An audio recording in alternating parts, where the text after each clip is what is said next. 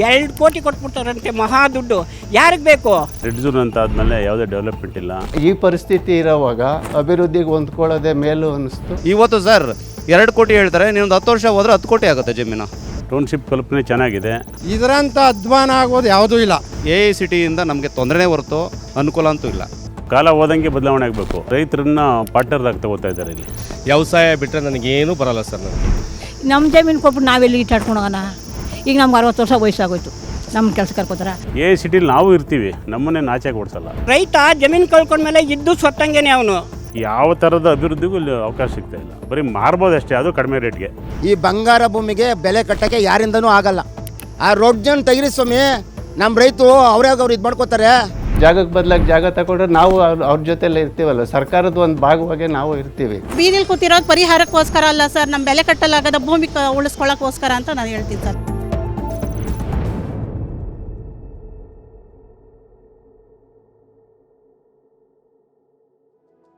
I am in Bidadi, a town on the outskirts of Bengaluru city.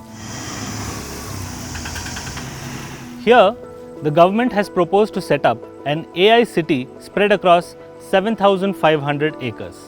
The objective is to usher in development and prosperity to regions outside of Bengaluru city. But bringing this project to life has thrown up some challenges for the government.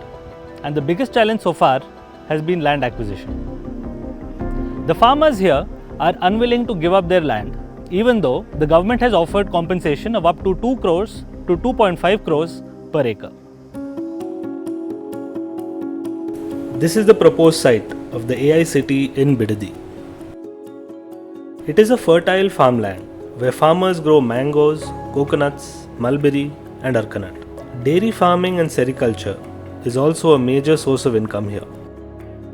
The region is locked between the Bidadi industrial area on one side and the Harohalli industrial area on the other. Factories of Toyota, Coke and Britannia are located in the region. Less than 30 kilometers from Bengaluru, the proposed AI city will take over 9 revenue villages. In 2006, the Bidadi Township project was initiated by then Chief Minister H.D. Kumaraswamy, and the area was designated a red zone, which meant that new construction, both residential and commercial, was prohibited. The land was reserved for a township. After the collapse of the Kumaraswamy government, the project stalled.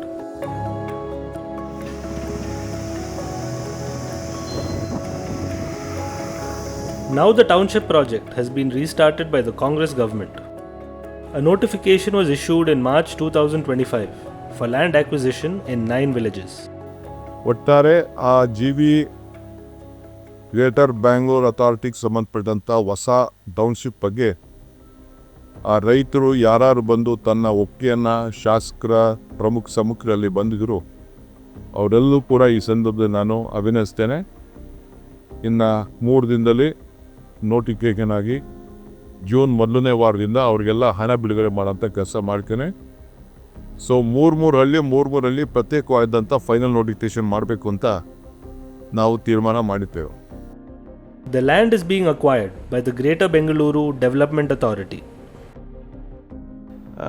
ಕೇವಲ ದುಡ್ಡು ಕೊಟ್ಬಿಟ್ಟು ನಾವು ಜಮೀನುಗಳನ್ನು ನಾವು ತಗೋತಾ ಇಲ್ಲ. ರೈತರನ್ನು ಕೂಡ ಇದರ ಪಾಲ್ದಾರಕ್ಕೆ ಏನು ಮಾಡಿದ್ದೀವಿ, ಯಾರು ದುಡ್ಡನ್ನು ಕೇಳ್ತಾರೆ ಅವ್ರಿಗೆ ಹಣವನ್ನು ಕೊಡ್ತೀವಿ. ಮತ್ತು ಯಾರು ಜಮೀನನ್ನು ಬೇಕು ಅಂತ, ಜಮೀನಲ್ಲಿ ಶೇರಿಂಗ್ ಬೇಕು ಅಂತಾರೆ, ಏನು ನಾವು ಅಭಿವೃದ್ಧಿಪಡಿಸಿದ 50% ಜಾಗವನ್ನು ನಿವೇಶನದ ರೂಪಿನಲ್ಲಿ ನಾವು ಕೊಡ್ತೀವಿ.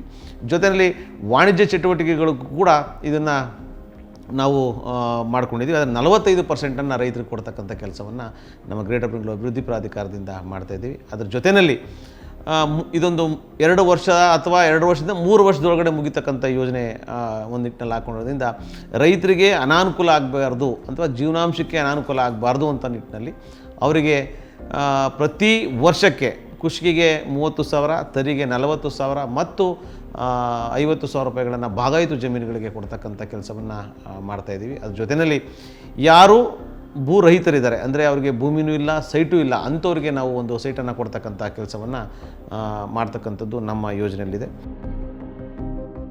The township will be constructed on 7,500 acres of farmland, but farmers are unwilling to hand over their only source of livelihood. Sir ಅವ್ರು ಬಂದು ಇಲ್ಲಿ ಗ್ರೌಂಡ್ ರಿಪೋರ್ಟ್ ತೊಗೊಳ್ಳಿ ಸರ್. ಒಂದು ಕಡೆ ಪರ ಇರೋರನ್ನ ಕುಂಡಿಸ್ಲಿ, ಒಂದು ಕಡೆ ವಿರೋಧ ಇರೋರನ್ನು ಕುಂಡಿಸ್ಲಿ, ಶೇಕಡಾವಾರು ಫಲಿತಾಂಶ ಅವರೇ ಹೇಳಲಿ ಸರ್. ಅವರು ಎಲ್ಲೋ ಎ ಸಿ ರೂಮಲ್ಲಿ ಕುತ್ಕೊಂಡು 80% ಒಪ್ಕೊಂಡವ್ರೆ, 20% ಇಲ್ಲ ಅಂತ ಹೇಳ್ತಾರಲ್ಲ. ನಾವು ಸುಮ್ಮನೆ ಹೋರಾಟ ಮಾಡ್ತಾ ಇದ್ದೀವ ಸರ್? ಸಾವಿರಾರು ಜನ ನಿದ್ದೆ ನೆಮ್ಮದಿ ನಮ್ಮ ಜೀವನನೇ ಕಿತ್ಕೊಬಿಟ್ಟವ್ರೆ ಸರ್ ಅವರು. ವ್ಯವಸಾಯ ಬಿಟ್ಟರೆ ನನಗೇನೂ ಬರಲ್ಲ ಸರ್. ನನಗೆ ನಾನು ಹೋಗ್ಬಿಟ್ಟು ಇವತ್ತು ವ್ಯವಸಾಯ ಮಾಡೋದು ಬಿಟ್ಟು ಬೇರೆ ಇನ್ನೇನು ಮಾಡೋಕ್ಕಾಯ್ತದೆ ನನ್ನ ಕೈಯಲ್ಲಿ. ರೈತ ಜಮೀನು ಕಳ್ಕೊಂಡ್ಮೇಲೆ ಇದ್ದು ಸೊತ್ತಂಗೆನೆ ಅವನು. ನಾವು ಪ್ರಾಣ ಹೋದ್ರೂ ಕೂಡ ಭೂಮಿ ಕೊಡಲ್ಲ ಅಂತ ನಮ್ಮ ರೈತರ ಮಹಿಳೆಯರೆಲ್ಲ ಬೀದಿಲಿ ಕೂತಿರೋದು. ಇವತ್ತು ನಮ್ಮ ಬಳುವಳಿಯಾಗಿ ನಮ್ಮ ತಾತ ಮುತ್ತಂತಿಂದ್ರೆ ಏನು ನಮಗೆ ಬಳುವಳಿ ಕೊಟ್ಟಿದ್ದಾರೆ, ಅದನ್ನು ಉಳಿಸಿ ನಮ್ಮ ಮಕ್ಕಳಿಗೆ ಮೊಮ್ಮಕ್ಕಳು ಕೊಡಬೇಕು ಅಂತಕ್ಕಂಥದ್ದು ನಮ್ಮ ಭಾವನೆ. ಎಷ್ಟೋ ಲಕ್ಷಾಂತರ ರೂಪಾಯಿ ತೆಂಗಿನ ಮರಗಳಿವೆ, ಲಕ್ಷಾಂತರ ರೂಪಾಯಿ ಅಡಿಕೆ ಮರ ಇದೆ, ಲಕ್ಷಾಂತರ ರೂಪಾಯಿ ಬಾಳೆ ಮರಗಳಿವೆ, ಟೀಕು ಉದ್ದು ಎಲ್ಲ ಮರಗಳಿದೆ. ಈ ಭೂಮಿ ಬರಡು ಭೂಮಿ ಅಲ್ಲ, ಈ ಭೂಮಿ ಬಂಗಾರದ ಭೂಮಿ. ಈ ಬಂಗಾರ ಭೂಮಿಗೆ ಬೆಲೆ ಕಟ್ಟೋಕ್ಕೆ ಯಾರಿಂದನೂ ಆಗಲ್ಲ. ಹಸ ಕಟ್ಕೊಂಡಿದ್ದೀವಿ, ಬೆಳಗ್ಗೆ ಜೀವನ ಮಾಡ್ತಾಯಿದ್ದೀವಿ ನಾವು. ಅದರೊಳಗೆ ನಮ್ಮ ಸಂಸಾರ ನಡೀತದೆ, ಮಕ್ಕಳು ಮರಿ ಓದಿಸ್ಕೋತೀವಿ, ನಮ್ಮ ಸಂಸಾರನ ಮಾಡ್ಕೊಯ್ತಾಯಿದ್ವಿ.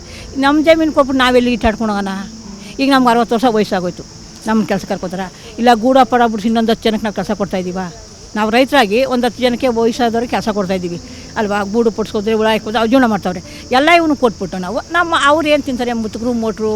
ಈಗ ನಾವೇನೋ ದುಡ್ಡು ಕೊಡ್ತಾನೆ ಸೊತ್ತೋಯ್ತೀವಿ, ನಮ್ಮ ಮಕ್ಕಳು ಏನು ತಿಂತಾರೆ? ಅವ್ರ ಮಕ್ಕಳು ಏನು? ನಮ್ಮ ತಾತ ನಮ್ಮ ಮಾವದಿರು ಕೊಟ್ಟಿರೋ ಆಸ್ತಿ ಈಗ ಇವ್ರು ಕೊಟ್ಬಿಟ್ಟು ನಾವು ಹಕ್ಕನ ನಾವೆಲ್ಲಿ ಹೋಗಿ ಸಾಯನ? ಸರ್ ಎಲ್ಲೂ ಸಿಗಲ್ಲ ನಿಮಗೆ. ಇಲ್ಲಿಂದ 100 ಕಿಲೋಮೀಟ್ರ್ ಹೋದ್ರೂ 1.25 ಕೋಟಿ ಇದೆ. ಇಲ್ಲಿಂದ 100 ಕಿಲೋಮೀಟ್ರ್ ಕೊಳ್ಳೇಗಾಲ ಹೋದ್ರೂ ನಿಮಗೆ 1.25 ಕೋಟಿ ಇದೆ. ಅಲ್ಲೇನು ವ್ಯವಸಾಯ ಮಾಡೋಕ್ಕಾಗಲ್ಲ. ಅಲ್ಲೆಲ್ಲ ನಿಮಗೆ ಪ್ರಾಣಿಗಳ ಕಾಟ ಇದೆ, ನಮಗೆ ಯಾವುದೇ ಪ್ರಾಣಿಗಳ ಕಾಟ ಇಲ್ಲ ಸರ್. ಮಧ್ಯರಾತ್ರಿಗೆ ಹೋದ್ರೂ ತೋಟಕ್ಕೆ ಹೋಗಿ ನೀರನ್ನ ನಾವು ಮೋಟ್ರ್ ಆನ್ ಮಾಡ್ಬೋದು, ವ್ಯವಸಾಯ ಮಾಡ್ಬೋದು. ಯಾವುದೇ ಪ್ರಾಣಿಗಳ ಕಾಟ ಇಲ್ಲ, ಸಂತೃಷ್ಟಿಯಾಗಿದೆ, ಸಮೃದ್ಧಿಯಾಗಿದೆ. ಇಲ್ಲಿ ಬೇರೆ ಕಡೆ ಡ್ರೈ ಲ್ಯಾಂಡಲ್ಲಿ ಹೋಗಿ ಮಾಡಲಿ ಸರ್, ಬೇಡ ಅಂತ ಹೇಳಲ್ಲ. ಅಭಿವೃದ್ಧಿಗೆ ನಾವು ವಿರೋಧಿಗಳಲ್ಲ, ಅಭಿವೃದ್ಧಿ ಮಾಡಲಿ, ಬಟ್ ಡ್ರೈ ಲ್ಯಾಂಡ್ ಇದೆ. ಇಲ್ಲಿಂದ ಕನಕಪುರ ಆ ಸೈಡೆಲ್ಲ ಹೋದರೆ, ಇದರಲ್ಲಿ ಮಾಗಡಿ ಕಡೆ ಎಲ್ಲ ಹೋದರೆ ಡ್ರೈ ಲ್ಯಾಂಡ್ ಇದೆ, ತುಂಬ ಡ್ರೈ ಲ್ಯಾಂಡ್ ಇದೆ. ಅಲ್ಲಿ ಪಾಪ ರೈತರುಗಳು ಕೊಡೋಕೆ ರೆಡಿ ಇದ್ದಾರೆ ಭೂಮಿನ. ಅವ್ರಿಗೆ ಯಾಕೆ ಬೇಕು ಸರ್ ಬೇಕಿಲ್ಲಿ? ನಮ್ಮ ಸಮೃದ್ಧಿಯಾಗಿರೋದು ಫಲವತ್ತಾದ ಭೂಮಿನೇ ಅವರು ಟೌನ್ಶಿಪ್ಗೆ ಯಾಕೆ ಅಲರ್ಟ್ ಮಾಡ್ತಾ ಇದ್ದಾರೆ? 9 revenue villages are part of the proposed Greater Bengaluru Integrated Township. The government has sent out around 6,000 notices to landholders and they received about 1,800 objections. So the government is now claiming that a majority of the landholders here are in favor of the township. But what we're seeing on the ground is that while large landholders are in favor of the township, smaller landholders who own less than an acre are opposed to it. A majority of landowners in the region own less than 40 guntas of land. 8,680 landowners own less than 1 acre. 1,900 landowners own more than 1 acre. ಈಗ ನಮ್ಗೆ ಈ ಹರಿತಾ ಇರೋ ವೃಷಭಾವತಿ ನೀರು ಈ ನಮ್ಮ ಊರ ಹತ್ರನೇ ಓಡ್ತದೆ. ಅದರಲ್ಲಿ ಯಾವುದೇ ಬೆಳೆ ಬೆಳೆಯೋಕ್ಕೂ ಆಗ್ತಾಯಿಲ್ಲ. ಆಸಿಡ್ ನೀರು ಬೆಂಗಳೂರಿನಿಂದ ಬರೋ ನೀರದು. ಹಾಗಾಗಿ ಈಗ ಈ ಅಭಿವೃದ್ಧಿ ಹೊಂದಿದ್ರೆ ಅದ್ರ ಜೊತೆ ಕೆರೆನೂ ಅಭಿವೃದ್ಧಿ ಹೊಂದ್ಬೋದು. ಇಲ್ಲಿ ಆ ನೀರಿನ ಸಮಸ್ಯೆಯಿಂದ ಸೊಳ್ಳೆಗಳ ಕಾಟ, ಆಮೇಲೆ ಅದರಲ್ಲಿ ತರೋ ಹುಲ್ಲು ಅದು ಮೇದ್ರೆ ದನಗಳು ಇದಾಗಲ್ಲ ಸರಿಯಾಗಿ. ಈಗ ಎಲ್ಲ ನಮ್ಮೂರಿಂದ ಹೋಗೋ ಹಾಲು ಡೈರಿಲಿ ದಿನ ಮೆಸೇಜ್ ಬರ್ತಾಯಿರ್ತವೆ, ಡಿಗ್ರಿ ಬರೋಲ್ಲ, ಫ್ಯಾಟ್ ಬರೋಲ್ಲ ಅಂತ. ಈ ಥರ ಇರೋವಾಗ ನಾವು ಇಲ್ಲಿಗೆ ವ್ಯವಸಾಯ ಸಾಕು ಅನ್ನೋ ಮಟ್ಟಕ್ಕೆ ಬಂದಿದ್ದೀವಿ. ಇವತ್ತಿನ ಇತ್ತೀಚಿನ ಇದರಲ್ಲಿ ನಮ್ಮ ವ್ಯಾಪ್ತಿನಲ್ಲಿ ಸಿಕ್ಕಾಪಟ್ಟೆ ನೀರಿನ ಸಮಸ್ಯೆ ಅಂದರೆ ಈ ಬೇರ್ಮನೆ ಕೆರೆ ಕಲುಷಿತಗೊಂಡಿರೋದು ನೋಡಿರ್ಬೇಕು ನಿಮಗೆ. ಇಲ್ಲಿ ಇತ್ತೀಚಿನ ತರಕಾರಿಗಳು ಕೂಡ ಮಾರ್ಕೆಟಲ್ಲಿ ಈ ಕಡೆ ಅಂದರೆ ತಗೊಳ್ಳಲ್ಲ. ಈ ರೇಷ್ಮೆ ಅಂದರೆ ಬೈರಮಂಗಲ ಕಡೆ ರೇಷ್ಮೆ ಅಂದರೆ ಅಲ್ಲಿ ತಗೊಳ್ಳೋದಿಲ್ಲ. ಇಲ್ಲಿ ಈವ್ನಿಂಗ್ ಸಾಯಂಕಾಲ ಮೇಲೆ ನೀವು ಯಾರು ಬನ್ನಿ ನೋಡೋಣ, ನೀವು ಹೊರಗಡೆ ಬರೋಕ್ಕಾಗಲ್ಲ, ಅಷ್ಟು ಸೊಳ್ಳೆಗಳು ಬಾಧಿಸ್ತವೆ, ಅಷ್ಟೊಂದು ಹಿಂಸೆ ಆಗಿದೆ. ಇದೆಲ್ಲ ನೋಡಿದಾಗ ನಾವು ಹೇಳ್ತಾ ಇರೋದು ಇದಕ್ಕೆಲ್ಲ ಒಂದು ಉತ್ತಮವಾದ ಒಂದು ಬೆಳವಣಿಗೆ ಅಂತ ಅಂದರೆ ಅದಕ್ಕೆ ಕಾಲ ಹೋದಂಗೆ ಅದಕ್ಕೆ ಅನುಕೂಲ ಆಗಬೇಕು, ಕೆರೆ ಶುದ್ಧ ಆಗಬೇಕು, ಟೌನ್ಶಿಪ್ ಕಲ್ಪನೆ ಚೆನ್ನಾಗಿದೆ. ಆದ್ದರಿಂದ ನಾವು ಅದಕ್ಕೆ ತಕ್ಕ ಹೋಗ್ಬೇಕು. ಅದರಿಂದ ಏನು ಲಾಸ್ ಏನಿಲ್ಲ. ರೈತರನ್ನ ಭಾಗವಾಗಿ ಅದರಲ್ಲಿ ತಗೋತಾವ್ರೆ. ಸಿಟಿಲಿ ನಾವು ಇರ್ತೀವಿ, ನಮ್ಮನ್ನೇ ನಾಚೆ ಕೊಡಿಸಲ್ಲ, ನಾವು ಅದರಲ್ಲಿ ಉತ್ತಮವಾದ ಶೇರ್ ಕೊಡ್ತಾವ್ರೆ. ಉತ್ತರದ ಭಾಗದಲ್ಲಿ ಟೊಯೋಟಾ ಇಂಡಸ್ಟ್ರಿಯಲ್ ಏರಿಯಾ ಇದೆ. ದಕ್ಷಿಣ ಭಾಗದಲ್ಲಿ ಏಷ್ಯಾ ಖಂಡದಲ್ಲಿ 2ನೇ ಇದು ಅರೋಳ್ ಇಂಡಸ್ಟ್ರಿಯಲ್ ಏರಿಯಾ ಇದೆ. ಕೂಲಿ ಕಾರ್ಮಿಕರು ಯಾರೂ ವ್ಯವಸಾಯ ಮಾಡೋಕ್ಕೆ ಮುಂದೆ ಬರ್ತಾಯಿಲ್ಲ. ಎಷ್ಟೇ ಅಮೌಂಟ್ ದುಡ್ಡು ಕೊಟ್ರೂ ದುಡ್ಡು ಬರ್ತಾಯಿಲ್ಲ, ವ್ಯವಸಾಯ ಮಾಡೋಕ್ಕೆ ಬರ್ತಾಯಿಲ್ಲ. ಯಾಕೆ ಅಂತಂದರೆ ಬಿಸಿಲಲ್ಲಿ ಬಟ್ಟೆ ಬರಿ ಎಲ್ಲ ಮಣ್ಣು ಮಾಡಿಕೊಂಡು ಯಾಕೆ ಹೋಗಬೇಕು, ಆರಾಮಾಗಿ ಫ್ಯಾಕ್ಟ್ರಿಗಳಿಗೆ ಹೋಗಿ ಬರೋಣ ಅಂತ ಇದ್ದಾರೆ. ನಾವು ಭೂಮಿ ಮಡಗಿರ್ತಕ್ಕಂಥವ್ರು ಬೆಳಿಗ್ಗೆ ಎದ್ದರೆ ಅವ್ರ ಮನೆ ಹತ್ರ ಹೋದ್ರೂ ದುಡ್ಡು ಮುಂದೆ ಕೊಟ್ರು ಮುಂಚೆ ಕೊಟ್ರು ಬರಲ್ಲ. ಅದು ಆಧುನಿಕ ಒಂದು ತಂತ್ರಜ್ಞಾನ ಒಂದು ಬಂತು ಅಂತಂದಾಗ ಬೇರೆ ದೇಶ ವಿದೇಶಗಳಿಂದ ಬೇರೆ ಬೇರೆ ಒಂದು ಕಂಪ್ನಿಗಳು ಇನ್ನೊಂದು ಪ್ರಾಜೆಕ್ಟ್ಗಳು ಬಂದು ಅಂತಂದಾಗ ಅವಾಗ ಒಂದು ಚೇಂಜ್ ಅಪ್ ಆಗುತ್ತೆ. The question here is not just that of land, but also of water. Bairamangala village, which will be part of the proposed AI city, receives water from the Rishabhavati river. The river originates in Bengaluru, and by the time it reaches Bidadi's Bairamangala lake, it is heavily contaminated with industrial waste and sewage. This water is used for irrigation by farmers in Bidadi. The AI city includes a package to clean up and rejuvenate both the Rishabhavati river and the Bairamangala lake. Byramangala ಭಾಗದಲ್ಲಿ ಬೆಂಗಳೂರಿನಿಂದ ಬರ್ತಕ್ಕಂಥ ಋಷಭಾವತಿಯ ಕೊಚ್ಚೆ ನೀರಿದೆ. ಋಷಭಾವತಿ ನದಿ ಹಿಂದೆ ನದಿ, ಇವತ್ತು ಕೊಚ್ಚೆ ನೀರು. ಏನೆಲ್ಲ ಫ್ಯಾಕ್ಟ್ರಿಗಳು ಅವೈಜ್ಞಾನಿಕವಾಗಿ ಬಿಡ್ತಾ ಇದೆ, ಮಲ ಮೂತ್ರ ಏನು ಹೇಳಬಾರ್ದು. ಅದನ್ನು ಯಾರೂ ಕೂಡ ನೀವು ಸಂಜೆ 6 ಗಂಟೆ ಮೇಲೆ ಹಳ್ಳಿಗಳಲ್ಲಿ ವಾಸನೆ ಮಾಡೋದಕ್ಕಾಗೋದಿಲ್ಲ, ಅಂಥ ಪರಿಸ್ಥಿತಿ ನಿರ್ಮಾಣ ಆಗಿದೆ. ಈ ಯೋಜನೆ ಬರೋದ್ರಿಂದ ನಾವು ಸುಮಾರು 2,000 ಕೋಟಿ ರೂಪಾಯಿಗಳನ್ನು ಋಷಭಾವತಿ ನದಿ ಶುದ್ಧೀಕರಣಕ್ಕೋಸ್ಕರ ಬಳಕೆ ಮಾಡ್ತಾ ಇದ್ದೀವಿ. While the issue is politically charged, both the Congress and the JDS are blaming each other for the project. ಇದು ನಾನು ಮಾಡಿದ್ದಲ್ಲ, ಇದು ಕುಮಾರಸ್ವಾಮಿ ಅವ್ರ ಕಾಲದಲ್ಲೇ ಇದನ್ನು ನೋಟಿಫಿಕೇಶನ್ ಆಗಿತ್ತು. ಅವ್ರ ಕಾಲದಲ್ಲೇ ಇದಕ್ಕೆ ಅವ್ರಿಗೆ 8,000 ಅಡಿ ಕೊಡಬೇಕು ಅಂತ ಘೋಷಣೆ ಮಾಡಿದರು. DLFಗೆ ಕೊಟ್ಟಿದ್ರು ಪ್ರಾಜೆಕ್ಟ್ನ. DLF ನಮಗೆ ವಯಬಲ್ ಇಲ್ಲ ಅಂತ ದುಡ್ಡನ್ನ ವಾಪಸ್ ತೆಗೆದುಕೊಂಡೋಗಿದ್ರು. ಸೊ ಇದನ್ನು ರೆಡ್ ಝೋನ್ ಅಂತ ತೀರ್ಮಾನ ಮಾಡಿದ್ರು. ಅಂದರೆ ಯಾರು ಮಾರಂಗಿಲ್ಲ, ಬೇರೆ ಯಾರಿಗೂ ಕೂಡ ವಹಿವಾಟು ಆಗಬಾರ್ದು ಅಂತ ರೆಡ್ ಝೋನ್ ಅಂತ ಮಾಡಿದ್ರು.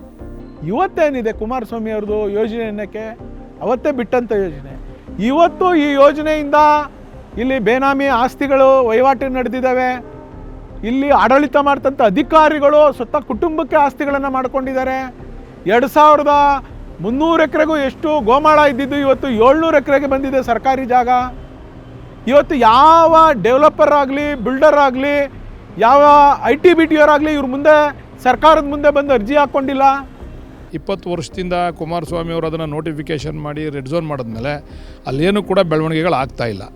ಎಲ್ಲ ಕೂಡ ರಿಯಲ್ ಎಸ್ಟೇಟ್ ಮಾಡೋರಿಗೆ ಮತ್ತು ಬೆಂಗಳೂರಿನಲ್ಲಿ ತೋಟ ಮಾಡ್ತಕ್ಕಂಥವ್ರಿಗೆ ರೈತರುಗಳು ಕಷ್ಟ ಬಂದಾಗ ಜಮೀನನ್ನು ಮಾರ್ಕೊಳ್ತಕ್ಕಂಥ ಸ್ಥಿತಿಯನ್ನು ನಾವು ನೋಡ್ತಾ ಇದ್ದೀವಿ.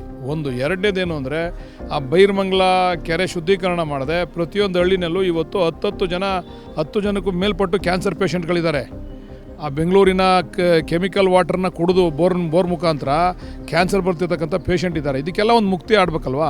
ಇದಕ್ಕೆಲ್ಲ ಮುಕ್ತಿ ಆಗಬೇಕು ಅಂತಂದರೆ ಇವತ್ತು ನಾವು ಆ ಒಂದು ಟೌನ್ಶಿಪ್ನಲ್ಲಿ ನಾವು ಕಾವೇರಿ ನೀರನ್ನು ಕೊಡಬೇಕು ಅಂತಕ್ಕಂಥ ತೀರ್ಮಾನ ಕೂಡ ಆಗಿದೆ. ಕೆಲವರು ನ್ಯಾಚುರಲ್ ಆಗಿ ವಿರೋಧ ಮಾಡ್ತಕ್ಕಂಥ ರೈತರು ಕೂಡ ಇದ್ದಾರೆ, ಅವ್ರನ್ನ ಮನವೊಲಿಸ್ತಕ್ಕಂಥ ಕೆಲಸ ಮಾಡ್ತೀವಿ.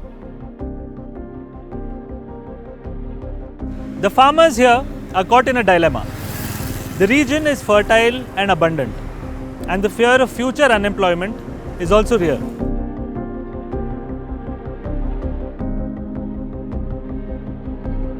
They are anxious about the future loss of livelihoods, but the government is determined to complete this project and to construct the township here, so the farmers may have to come to terms with this new reality. With camera person Prashant, this is Nikhil Karyappa for Deccan Herald.